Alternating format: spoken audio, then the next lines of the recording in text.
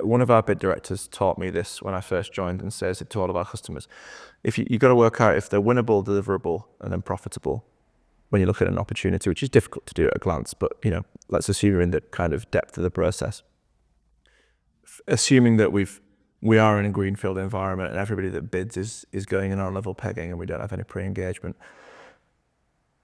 you still need to sit down, look at from the winnable angle, how well does the buyer know you? How well do you know the buyer? So assume that they're not going to apply any bias whatsoever.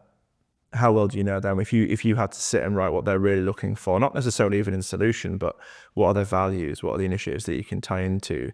Why is your solution more aligned to them than somebody else's? If you don't necessarily know the answer to that question, this is what capture planning is, that sits at the beginning of a bid process, but if you don't know the answer to that question, do you think you've got a winning solution? Probably not. If you can think as well, who else is going to go for this tender? If you're in that kind of market where you understand who your competitors are, and ask yourself the same questions about them. Does the buyer know them? How well do they know the buyer?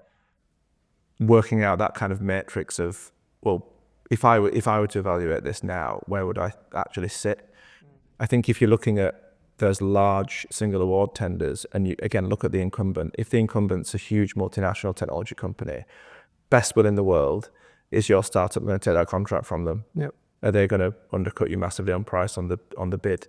Are they going to understand from the winning bid last time and already be 90% of the way there when they put pen to paper on the next bid?